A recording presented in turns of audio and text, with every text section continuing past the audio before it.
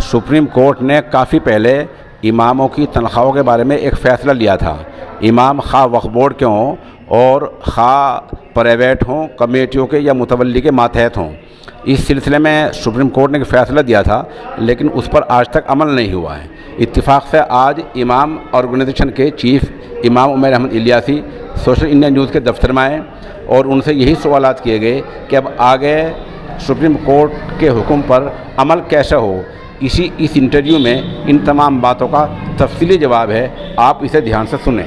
Nadreen, इस वक्त social India news के दफ्तर में चीफ इमाम डॉक्टर इमाम उमैर अहमद इलियासी तशरीफ़ फरमा है और मैं शुक्रगुजार हूँ हज़रत का कि आप यहाँ तशरीफ़ लाए हैं। और कम ये वक्त है, वक्त बहुत कम है। मुख्तसर सा मैं एक तारुफ ये करा दूँ कि इमामों की तनख्वाहों का सुप्रीम कोर्ट ने 1993 में 93 में जो फ़ैसला दिया था कि पूरे मुल्क के जो इमाम हैं, खा वो वक्फ बोर्ड में हो, खा वक्फ बोर्ड से बाहर हो, बाहर की प्राइवेट मस्जिदों में हो, खा वो कमेटी वाली मस्जिद में हो या मुतवल्लियों की मस्जिद में हो, सबके लिए सुप्रीम कोर्ट का ये एक आदेश हुक्मनामा जारी हुआ था कि सब इमामों को क्लास 1 के बराबर अफसर माना जाए और जिसकी तनख्वाह मिनिमम जो कम अज़ कम है वो 30 से 40 हज़ार रुपये तय की जाए। ये एक फ़ैसला हुआ था। इस फैसला का जो बैकग्राउंड है, जो पस मंज़र हैं, उसे आप अगर देखेंगे तो इमाम उमैर अहमद इलियासी के वालिद मोहतरम मौलाना जमील अहमद इलियासी रहमतुल्लाह अलैह ने पूरे मुल्क में दौरा करके सफ़र करके उसके लिए फ़ार्म भरवाए और तकरीबन 5 लाख इमामों ने ये लिख कर दिया कि हम आपसे मुत्तफ़िक़ हैं। वजह लिखने की ये हुई कि सुप्रीम कोर्ट में जब पहले रीट डाली तनख्वाह के लिए तो सुप्रीम कोर्ट के फाजिल जज ने ये पूछा कि आपको हक़ क्या है, क्या आपको अधिकार है कि आप ये रीट डाल रहे हैं। इमाम साहब मौलाना जमील साहब इलियासी वहाँ से वापस आए और पूरे मुल्क में घूमकर एक फार्म भरवाया जिसमें 5 लाख इमामों ने लिख कर दिया क्या हम उनको आपको इमामों का सदर मानते हैं, चीफ मानते हैं और आप हमारी तरफ से दरख्वास्त डाल दीजिए। सुप्रीम कोर्ट में कई साल बहस चली और 11 वकला की टीम ने बाकायदा वहाँ बहस की और दलीलें पेश की। उसके बाद सुप्रीम कोर्ट का फैसला आया था, लेकिन इस सुप्रीम कोर्ट के इस फैसले पर अभी तक किसी वक्फ बोर्ड ने, किसी मुतवल्ली ने, किसी कमेटी ने कोई अमल नहीं किया है। तो इमाम साहब, आपसे अब शुक्रगुजार हैं आपके खानवादे के कि आपने ये एक बड़ा कारनामा अंजाम दिया है। अब ये है कि इमाम साहिबान की जो फ़िलहाल जो हालत है वो तनख्वाह के बारे में कम है, इस फैसले को आगे बढ़ाने के लिए इमाम ऑर्गेनाइजेशन क्या इक़दाम करेगी? बिस्मिल्लाहिर्रहमानिर्रहीम, नहमदुहु व नसल्ली अला रसूलिहिल करीम, अम्मा बाद।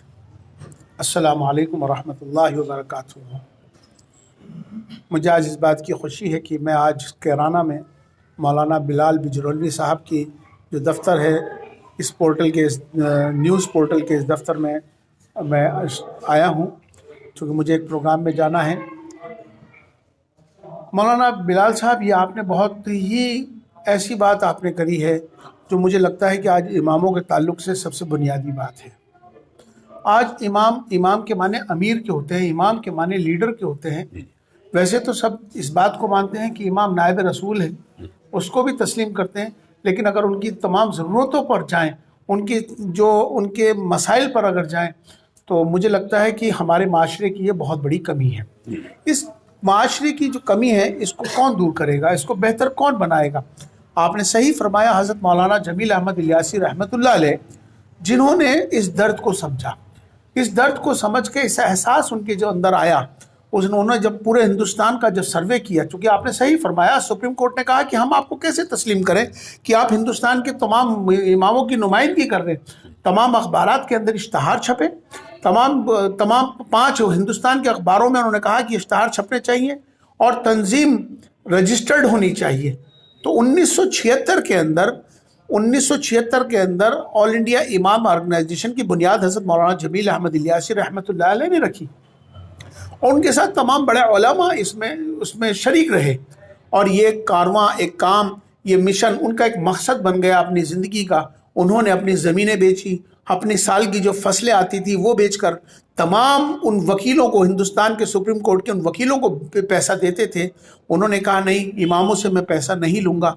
लोगों ने कहा कि इमामों से चंदा करिए, उन्होंने कहा मैं चंदा नहीं करूँगा, इमाम की हालत वैसी कमज़ोर है। उन्होंने कहा कि अगर मुझे ये काम करना है तो मैं खुद को बेचूँगा, मेरी खुद की शुरुआत होगी। और उन्होंने अल्हम्दुलिल्लाह इस पर मेहनत कर सुप्रीम कोर्ट के अंदर एक تاریخی فیصلہ آیا، جس تاریخی فیصلے کے اندر سپریم کورٹ نے صاف طور پر کہا کہ امام اپنی کمیونٹی کا، اپنے سماج کا ایک لیڈر ہوتا ہے اور 24 گھنٹے ڈیوٹی دیتا ہے امام، اور 24 گھنٹے ڈیوٹی دینے کے بعد اس کی بھی ضرورتیں ہیں. ہم اس کو تنخواہ کا نام نہیں لیتے، آپ اس کو نذرانہ سمجھ لیں، آپ اسے ہدیہ سمجھ لیں، لیکن آپ کو اس بات کا احساس تو ہونا چاہیے کہ اس کی بیوی ہیں، اس کے بچے ہیں، ان کی ضروریات ہیں. تو اس کو مانتے ہوئے سپریم کورٹ نے ہندوستان کے 5.5 لاکھ اماموں کے لیے، مساجد کے لیے یہ فیصلہ سنایا. یہ کہا کہ چاہے وہ کوئی بھی مسجد ہو، چاہے وہ متولی ہو چلاتے ہیں، چاہے وقف بورڈ ہو، چاہے وقف کونسل ہو، یا کوئی بھی اسٹیٹ گورنمنٹ ہو یا سینٹرل گورنمنٹ ہو یا آثار قدیمہ ہو، کوئی محکمہ ہو یا کوئی انتظامیہ کمیٹیاں جو مسجد کو چلاتی ہیں، یہ آرڈر سب کے لیے آیا. اور انہوں نے کہا کہ اس وقت کا پے کمیشن، سیکنڈ پے کمیشن تھا، اس وقت کے حساب سے 40,000 روپے مہینہ کیا، انہوں نے فرسٹ کلاس کا افسر کا درجہ بتاتے ہوئے سپریم کورٹ نے یہ اعلان کیا کہ ہر امام کو اب اتنا پیسہ ملنا چاہیے، جو کہ آج کے وقت میں وہ کم سے کم آج کے وقت میں 80,000 روپے مہینہ بنتا ہے. لیکن افسوس کی بات یہ ہے کہ پارلیمنٹ کے اندر اس پر بحث ہوئی. پرنب مکھرجی اس وقت میں اپوزیشن لیڈر تھے پارلیمنٹ کے، انہوں نے یقین دلایا تھا مجھے. پارلیمنٹ کے اندر اس پر بحث ہوئی، انہوں نے کہا کہ اماموں کو تنخواہ ملنی چاہیے. ہمارے اس کے لیے کیا ہم امام کیا معاشرے کا حصہ نہیں ہے؟ کیا مساجد کیا کی ذمہ داری کیا امام کی نہیں ہے؟ ہر چیز کی ذمہ داری، مرنے سے لے کر جینے سے لے کر تمام ساری ذمہ داری امام کے پاس ہے. لیکن آج افسوس کی بات یہ ہے کہ اماموں کی طرف کوئی توجہ نہیں ہوتی. تو میں آج یہاں پر آپ کے اس موقع پر یہاں اس سپریم کورٹ کے فیصلے کو یاد دلاتے ہوئے تو میں کہنا چاہتا ہی ہوں، لیکن میں آج یہ کہنا چاہتا ہوں کہ معاشرے کے اندر جو برائی پیدا ہو رہی ہے، جس محلے کا امام، جس محلے کے اندر پریشانیاں چل رہی ہوں، بیماریاں آ رہی ہوں، یہ سمجھ لینا، یہ چیک کر لینا کہیں آپ کا امام دکھی تو نہیں ہے، کہیں آپ کا امام پریشان تو نہیں ہے، جس کی وجہ سے اس پورے، چونکہ اس مسجد کے دائرے میں آنے والے ہر گھر کی ذمہ داری ہے. اگر وہاں پر کوئی پریشانی اور کوئی بیماری اس علاقے میں آ رہی ہے تو سمجھ لینا، آپ چیک کر لینا کہیں آپ کا امام دکھی تو نہیں ہے. چونکہ امام الحمدللہ صابر ہے، وہ کسی سے نہیں کہتا ہے، اپنی ضرورتیں اس کی ہیں، اللہ سے مانگتا ہے اور اللہ سے کہتا ہے، صبر کرتا ہے. تو کہیں اس کا صبر تمہارے علاقوں پہ تو نہیں پڑ رہا؟ اس کو ذرا سوچئے گا، آپ اس کا احساس کریے. کیا آپ کی زندگی میں یہاں پر ابھی مجھے معلوم ہوا کہ ایک حافظ صاحب نے، ایک امام صاحب نے ایک خودکشی کری صرف اس وجہ سے کہ اس کی ضرورتیں نہیں پوری ہو رہی تھی؟ ویسے تو حرام ہے، ہمیں میں اس بات کے لیے کہہ رہا ہوں کہ ایک پڑھے لکھے انسان تھے وہ، اللہ تعالیٰ ان کو ان کی مغفرت فرمائے، اللہ ان کے درجات کو بلند فرمائے، اللہ ان کی قبر کو نور سے منور فرمائے. ہم اس بات کو تو مانتے ہیں مولانا کہ یہ حرام ہے، خودکشی حرام ہے، ہم اس کے بالکل مخالف، لیکن اس بات کا احساس تو کرنا چاہیے کہ جو شخص غریبی سے، مفلسی سے، پریشانی سے، کن کن دقتوں کی وجہ اس پر آئی ہوگی جس کی وجہ سے اس نے خود ایسا بڑا غلط کام اس نے کرنا پڑا اس کو. بہرحال میں آج آپ کے اس موقع پر یہی کہنا چاہتا ہوں کہ شروعات کریے اپنے سے، ہم نہیں خود سے اس کو. تو یہاں پر امام کی تنخواہ کم سے کم اتنی تو ہو کہ وہ اپنے ضروریات اپنے بچوں کی پوری کر لے، اپنے تمام ضرورتوں کو پورا کر لے. تو ہمیں اگر معاشرے کو اچھا بنانا ہے تو امام کو اچھا بنانا ہوگا.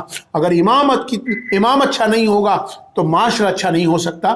تو میں یہی کہنا چاہتا ہوں کہ کم سے کم میرا اعلان ابھی فی الحال کے لیے 25,000 روپے کا ہے کہ 25,000 روپے ایک محلے کے لیے کوئی مشکل نہیں ہوتے. 500 روپے اگر ایک گھر سے 500 روپے بھی اکٹھا کر کے محلے کے علاقے کے لوگ اکٹھا ہو جائیں گے تو 25,000 روپے کوئی مشکل نہیں ہے. اس کی شروعات اس محلے سے ہونی چاہیے، اس جگہ سے ہونی چاہیے. اگر امام خوش ہوگا، علاقہ خوش ہوگا، اللہ کی برکتیں آئیں گی.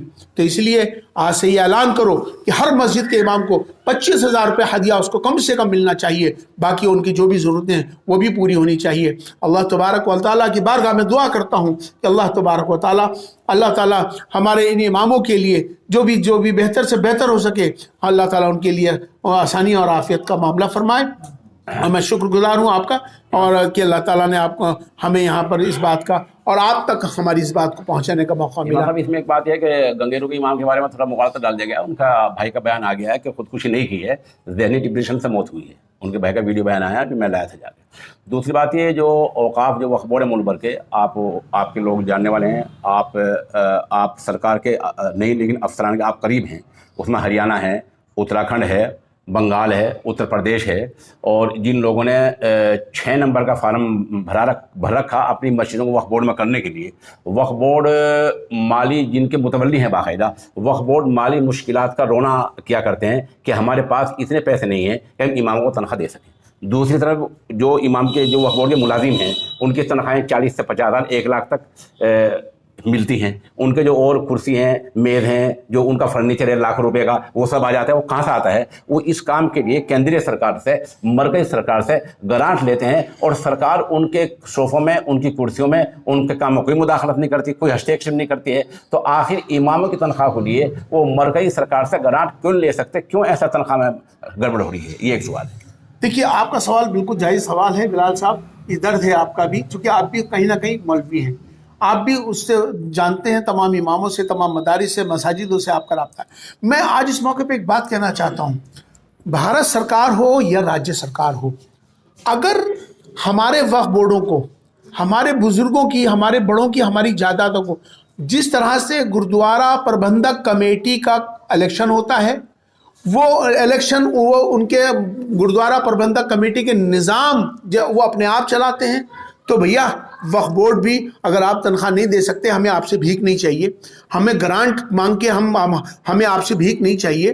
ہمارے وقف بورڈ اپنے میں اتنے مضبوط ہیں, کھربوں روپے کی ہر جگہ جگہ جائیدادیں ہماری اتنی پڑی ہیں, اتنی آمدنی ہماری ہو سکتی ہے, لہٰذا سرکار وقف بورڈوں کو ہمارے حوالے کر دے. ہمارا نظام بھی گردوارہ پربندھک کمیٹی کے طرز پر الیکشن ہو اور ہر جگہ الیکشن ہو. تو مجھے لگتا ہے کہ جب وقف بورڈ وہ قوم کے پاس آ جائیں گے تو مجھے لگتا ہے کہ ہمیں کسی سے بھیک مانگنے کی ضرورت نہیں ہوگی. کھربوں روپیہ ہمیں خود مل جائے گا, اور ہماری جو زمینیں جو خرد برد ہو رہی ہیں, جو سرکاروں نے خود لے رکھی ہیں, وہ سرکاریں ہمارے زمینوں کو واپس کریں, ورنہ اس کا کرایہ ہم لوگوں کو دیں. ہمیں نہ تو اماموں کو, نہ بیواؤں کو, نہ وقف بورڈ کو کہیں کسی سے بھیک مانگنے کی ضرورت ہی نہیں پڑ سکتی ہے. اس میں ایک سوال یہ ہے کہ جو مرکزی سرکار ہے, جب تک پورے وقف بورڈ مرکزی سرکار کے انڈر میں تھے, کام ٹھیک چل رہا تھا, اور کہیں نہ کہیں افسر کام کو ٹھیک کر رہے تھے, اور ہریانہ پنجاب وقف بورڈ نے اماموں کی کیٹیگری طے کر رکھی تھی. لیکن جب سے راجیہ سرکاروں کی, صوبائی سرکاروں کی ہستیکشیپ اور مداخلت بڑھی ہے, تب تک وقف بورڈوں کی آمدنی کم ہو گئی ہے. آپ کی پہنچ سرکار تک ہے, آپ کم سے کم اتنا کر سکتے ہیں کہ وقف بورڈ اور کچھ تعلق مرکزی وقف کونسل سے کرا دے, تاکہ وقف کونسل اس تنخواہ کے معاملے کو حل کر دے. ایسا آپ کرا سکتے. دیکھیے بالکل آپ کی بات درست ہے. میں سمجھتا ہوں کہ فی الحال کے لیے تو سرکار کو یہ توجہ دینی ہی پڑے گی, چونکہ سرکار کے پاس وقف بورڈ ہے تو سرکار اپنی ذمہ داری سے ہٹ نہیں سکتی. سرکار سینٹرل گورنمنٹ سے, اسٹیٹ گورنمنٹ سے گرانٹ لے یا کیا کرے, یہ اس کی ذمہ داری ہے, چونکہ اب وقف بورڈ انہی کے پاس ہے. تو میں سمجھتا ہوں کہ جب آپ اپنے ملازموں کو, باقی لوگوں کو 50 ہزار روپے تنخواہ دے سکتے ہو, تو اماموں کو کیوں نہیں دے سکتے؟ تو اس لیے مجھے افسوس اس بات کا ہوتا ہے کہ ہندوستان کی جو سب سے بڑی ایشیا کی مسجد ہے تاج المساجد, اس تاج المساجد بھوپال کے اندر جو امام صاحب ہیں ان کو 200 روپے ہفتہ کے حساب سے تنخواہ ملتی ہے, جبکہ آرکیولوجیکل سروے آف انڈیا کا چوکیدار جو گیٹ پہ بیٹھا ہے اس کو 45 ہزار روپے تنخواہ ملتی ہے. اسی طرح سے مکہ مسجد حیدرآباد کے امام صاحب کو 3 ہزار روپے تنخواہ ملتی ہے, چوکیدار کو اسی کی آرکیولوجیکل سروے آف انڈیا 45 ہزار روپے دیتا ہے. تو کتنی دکھ کی بات ہے یہ, آخر کیا ہے یہ, کیوں نہیں اس آواز کو اٹھائی جا رہی ہے؟ سرکار جہاں میری آواز کو سن رہی ہے, اس بات کو سمجھے کہ ہمیں اماموں کو جو بہتر سے بہتر جو تنخواہیں جو آپ اپنے ملازموں کو دیتے ہیں, اسی طرح سے وہ اماموں کو بھی آپ ان کی ضرورت کے مطابق دیں. اور ہندوستان کا ایک قانون ہے بلال صاحب, ہندوستان کا ایک قانون ہے جس کو ہم میکسیمم ویجز لیبر منسٹری کا قانون بنا ہوا بھارت سرکار کا, 19,500 روپے مہینہ. تو آپ کو چاہے غریب سے کم نچلے درجے کا, اگر آپ اس کی ضرورت کے مطابق چاہے تنخواہ یا ہدیہ کچھ بھی دینا, یہ قانون ہے 19,500 کا. تو 19,500 تو قانون کہہ رہا ہے, بھارت سرکار کہہ رہی ہے. اور ہمارے اماموں کو شرم آنی چاہیے اس وقف بورڈوں کو جو صرف 2,000, 5,000, 10,000 روپے تنخواہ دیتے ہیں. 19,500 تو قانون ہے اس بھارت سرکار کا. تو سب سے پہلے بھارت سرکار کے اس قانون کو، لیبر منسٹری کے اس قانون کو ماننا چاہیے جو کہ 19,500 منیمم ویجز کا جو قانون ہے اس کو لاگو کریں۔ مطلب ایک یہاں معاملہ کا ٹکرا ہے کہ 1993 میں یعنی فیصلہ آیا تھا سپریم کورٹ کا، فیصلہ وقف بورڈ نے نہیں مانا ہے، کمیٹیوں نے نہیں مانا ہے، وقف بورڈ کے تحت جو مسجدیں ہیں ان کے متولین نے نہیں مانا ہے۔ اب اس فیصلے کو آگے بڑھانے کے لیے، امپلیمنٹ اسے کرنے کے لیے کیا اقدام ہو سکتے ہیں؟ بہت اچھا سوال آپ نے کیا۔ یہ بات کریں گے آپ کیا؟ یہ سوال میرے پاس اب بہت پریشر مجھ پر آ چکا ہے۔ اب مجھے لگتا ہے کہ اب میں پورے ہندوستان کا ایک دورہ کرنے والا ہوں۔ تمام صوبائی ہماری جو تنظیمیں ہیں ان سے واپس مجھے فارم اسی طرح سے اکٹھے کرنے ہوں گے۔ کنٹیمپٹ آف کورٹ مجھے سپریم کورٹ جانا ہوگا۔ سپریم کورٹ نے مجھے یہ کہا ہے، میرے لائرز نے یہ کہا ہے کہ آپ کو ہر اسٹیٹ کے جو صوبے کے جو امامز ہیں ان کے دوبارہ سے آپ کو تقریباً 50 ممبر فارم بھر کے ہم کو حلف نامہ داخل کر دیں، ہر صوبے سے 50، تو وہ سارے اکٹھے ہو جائیں گے۔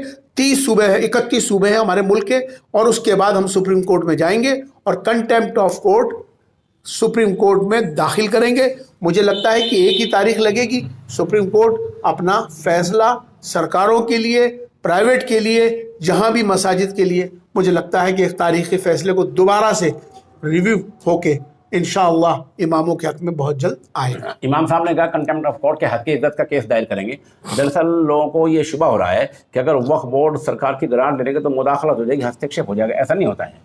اب تک ملک میں جو وقف بورڈ اپنے کام کاج کے لیے، اپنی کرسی میز صوفوں اور اپنے دفتر بنانے کے لیے، ابھی ہریانہ وقف بورڈ نے سرکار سے تقریباً پچھلے ڈاکٹر پرویز صاحب کے دور میں 25 لاکھ روپے لیا ہے، تعاون لیا ہے محکمہ جنگلات سے۔ یہ کیا ہوگی مداخلت ہوئی؟ کوئی مداخلت نہیں ہوئی۔ اگر وقف بورڈ سرکار سے گرانٹ ملتے ہیں تو کوئی مداخلت نہیں، کوئی ہستیکشیپ نہیں ہوتا ہے، تنخواہ کا مسئلہ حل ہو سکتا ہے۔ امام صاحب دوسرے یہ ہے